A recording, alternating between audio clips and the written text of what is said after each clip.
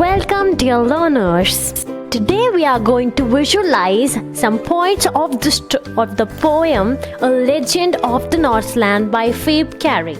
You can see a snowy building.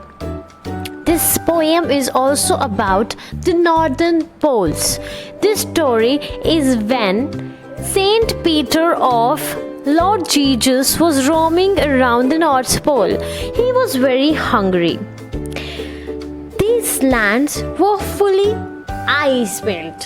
He was searching of food. He was wandering here and there. Now, Saint Peter was thinking where to go for food. While moving, he found a small bakery where some pancakes were getting baked. Saint Peter stopped by and asked the lady to give her something to eat because he was very hungry. Now, this lady thought, why to waste full cake on a hungry beggar saint? That's why this lady has made a small mold. Chota size ka cake, you understand? Small mold of cake. And she made a smaller cake. But when the cake was ready and the lady was going to give the cake to the saint, she again felt, अरे इतना बड़ा cake क्या फ़ायदा एक Saint को देने का? Then again she thought and made a smaller cake. Again even more smaller.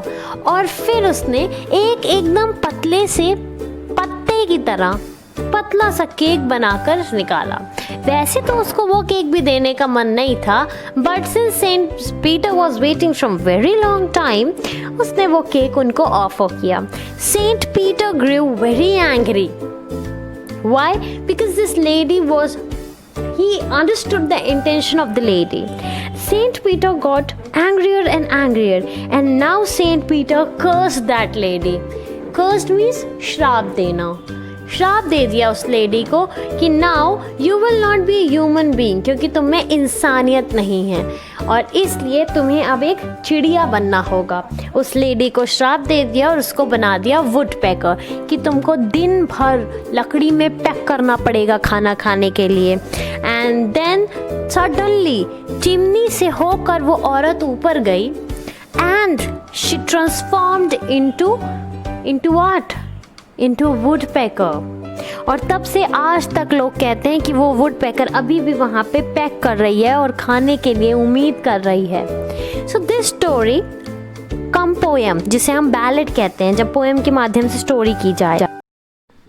So now we have seen a legend of Northland, the poem. After the introduction of this poem, as already I have told you, this poem is a ballad. We will now see what the lines of the poem are. Already I told you there's an old lady in the poem. There's Saint Peter. Okay, two characters. So away in the Northland where the hours of day are few. बहुत दूर जहाँ Northland में, northern pole side में जहाँ northern areas हैं, वहाँ पे hours of day बहुत कम होते हैं. क्यों कम होते हैं? क्योंकि वो ठंडा एरिया है तो वहाँ पे दिन कम और रात ज़्यादा देर की होती है. And the nights are so long in winter की बात है that they can not sleep them through. इतनी लंबी रातें होती कि पूरी रात आप सो के बिता नहीं सकते हैं. Okay, way they harness the Swift reindeer. क्या हार्नेस करते हैं वो लोग वहाँ पे? हार्नेस मतलब वो जो गले में पट्टा बांध के चलाते हैं, रेनडियर्स. To the sledges. कैसे चलाते हैं? स्लेजेस में.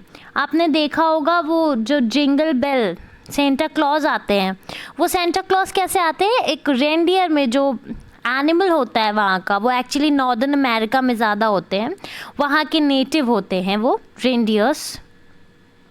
तो वो लोग रेनडियर के गले में जो है पट्टा बांधकर उसको चलाते हैं. आर्टिक रीजन में मिलते हैं, हिरन जैसा होता है और उसके सींग भी होते हैं, हॉर्न्स. तो ये जो रेनडियर है, स्विफ्ट रेनडियर, उसको ये लोग हार्नेस करते हैं, गले में पट्टा बांध के चलाते हैं. To the sledges when it snows. जब स्नो पड़ती है, बर्फ़ पड़ती है, तो वो लोग नहीं चल पाते हैं बर्फ़ में, तब ऐसा करते हैं.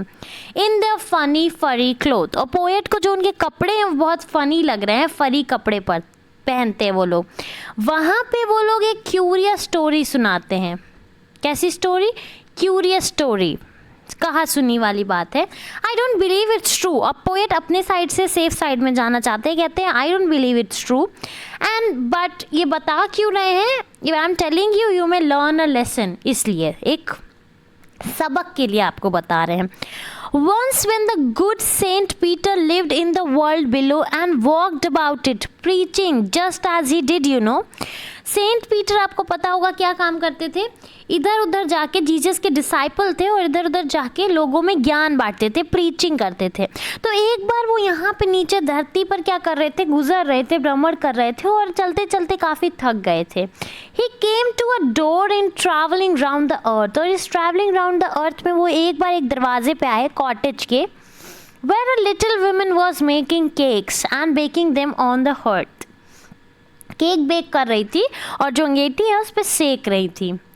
बीइंग फेंट विथ फास्टिंग, अब ये जो है वो बहुत बेहोशी की हालत, फेंट मतलब बेहोशी की जैसी हालत हो गई थी क्योंकि बहुत दिन से भूखे थे। For the day was almost done, पूरा दिन ऑलमोस्ट ख़त्म होने वाला था। He asked her from her stores of cake to give him a single one.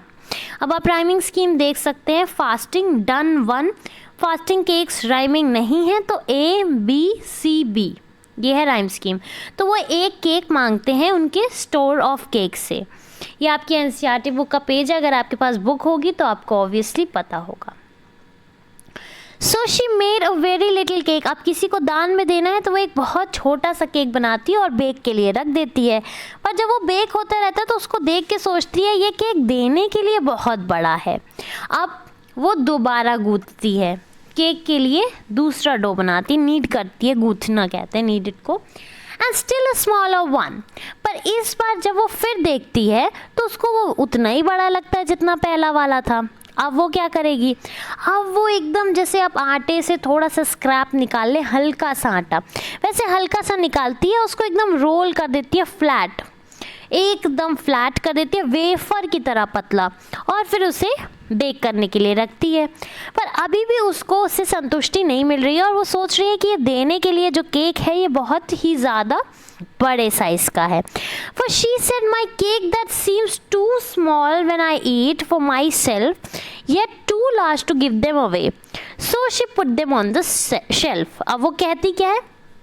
मेरा केक जब मैं खाती हूँ तो बहुत छोटा लगता है, लेकिन अब जब देना है तो मुझे ये बहुत लार्ज लग रहा है, इसलिए उठा के उसको भी शेल्फ पे रख देती है। अब सेंट पीटर जो कि ऑलरेडी भूखे थे और बेहोशी की हालत में पहुँच गए थे, उनको गुस्सा आ गई और वो क्या कहते हैं? एंड श्योरली, और ऐसी विमेन अगर हो तो किसी भी साधु महात्मा तक को गुस्सा आ ही सकता है। तो वो कहते हैं you are far too selfish to dwell in a human form. तुम बहुत ही ज़्यादा सेल्फिश हो, तुम्हें एक ह्यूमन नहीं होना चाहिए था, इतनी सेल्फिश औरत को। अब क्या कहेंगे? वो कह रहे हैं कि ह्यूमन जिसको खाना और शेल्टर और फायर सब मिला हुआ है और तुम इतने ऐश और आराम से रह रही हो, तुम्हें ह्यूमैनिटी नहीं है, तुम ह्यूमन नहीं हो सकती, तो कौन होगी? नाउ अब कहते हैं अब तुम जैसे एक बर्ड है, दिन भर खाने की तलाश में इधर उधर भटकती है। कहते हैं ना ह्यूमन लाइफ बहुत ही अच्छे कर्मों से मिलता है, तो अब बर्ड की तरह फिर भी हम ड्रीम करते हैं कि हम बर्ड बन जाएं या कुछ और। तो कहते हैं जैसे बर्ड है वो इधर उधर भागती है, दिन भर पैक करती रहती है लकड़ी में, वुड पैकर, कि खाना मिलेगा हार्ड ड्राई वुड में, वैसे अब तुम रहोगी। और ये बोलते ही वो अचानक से चिमनी से उड़ के ऊपर गई, उसके बाद से कभी वो दोबारा कोई शब्द नहीं बोली।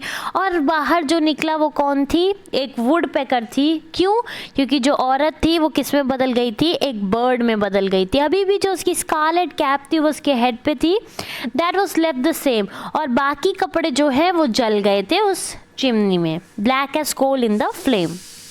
और पता चलता है कि आज भी every country school boys, country के उस गांव के जो स्कूल बॉयज़ हैं उसे अभी भी जंगलों में देखते हैं जहाँ पे वो ट्रीज़ में रहती है टिल दिस वेरी डे, अभी भी boring and boring for food, जो पैक करती रहती है खाने के लिए। ये पोएम लिखी किसने है? फीब कैरी ने लिखी है। अब आप देख रहे हैं कि क्या ये लेसन क्या इसमें पोएट देना चाहते हैं, ये देना चाहते हैं कि कभी भी हमें अपनी ह्यूमैनिटी नहीं भूलनी चाहिए और दरवाजे पे आए भूखे को कभी वापस नहीं भेजना चाहिए। यू नेवर नो कि वो सामने वाला कौन है। बोरिंग का मतलब क्या होता है, टीडियस, ठीक है, जो मतलब बहुत ही हार्ड वर्किंग जॉब है वो करती रहती है, बोरिंग। बोरिंग का मतलब और क्या होता है, जो इंटरेस्टिंग नहीं होता है वो भी बोरिंग होता है। तो ये थी आपकी poem Saint Peter apostle of Christ. Provoke means make angry. Question answers I attach the PDF, also I attach description. फिर भी हम देख लेते हैं, विच कंट्री और countries do you think the Northland belongs to? North America, the Arctic region. Okay, what did Saint Peter ask the lady for? For a cake. What was lady's reaction? She didn't wanted to give the cake. How did he punish her? He transformed her into a woodpecker. How does the woodpecker get her food? By boring the whole day, by pecking in the wood. Do you think the old lady would have been so ungenerous if she had known who Saint Peter really? अगर उनको सच में पता होता कि Saint Peter कौन है तो वो क्या ऐसा बिहेव करती? शायद नहीं करती। अगर आपको पता है आपके दरवाजे पे कोई अच्छा आदमी आए जो आपको पनिश कर सकता है या कोई रिच मैन है, तो ऑफ कोर्स आपका जो वो है क्या, किसी से डील करने का व्यवहार जो है वो चेंज हो जाता है। तो अगर वो जानती कि ऐसा कोई साधु महात्मा है जो ऐसा कर सकता है तो वो ऐसा ना बिहेव करती। Other question you can do by yourself. बहुत इजी है। क्या आपको लगता है ये ट्रू स्टोरी है? वी डोंट नो, बट ये वाला जो पार्ट है कि अचानक से वो उड़ के वुड पैकर में चेंज हो गई, इससे ये थोड़ा सा अनरियल लगता है। लेजेंड क्या है, जो एक दूसरे से लोग बात कहे सुने से बहुत साल से चली आ रही है, ऐसा कुछ लेजेंड होता है, ठीक है, लेजेंडरी बात। तो ये लेजेंड कहाँ का है? नॉर्थलैंड का है, ठीक है। If you have any doubts you can of course comment. Legend traditional story होती है जो पॉपुलरली बहुत समय से चली आ रही है, और आपको ये स्टोरी 10 सेंटेंसेस में लिखनी है। I hope you will do at least this much, it's very easy. इस पोएम से आप सीखते क्या हैं ये बताइए। इस पोएम से हम क्या सीखते हैं? जो मेन थीम है कि सेल्फिशनेस कभी नहीं होनी चाहिए हमें। अगर वो औरत ने सेंट पीटर को वो केक दे दिया होता जो उन्होंने मांगा था तो ऐसा कुछ नहीं होता। एवरी केक जो वो बेक कर रही थी उनको वो क्या लग रहा था, बहुत लार्ज लग रहा था, टू गिव इट अवे। सो ये जो है ये माइंड का शैलोनेस दिखाता है एंड हर सेल्फिशनेस। तो हमें ऐसा कभी नहीं बनना चाहिए। Okay, actually it imparts important lesson that greed always gets punishment, so we should stay away from greed. Okay, the theme of the poem is greed, which is a grave sin in humanity.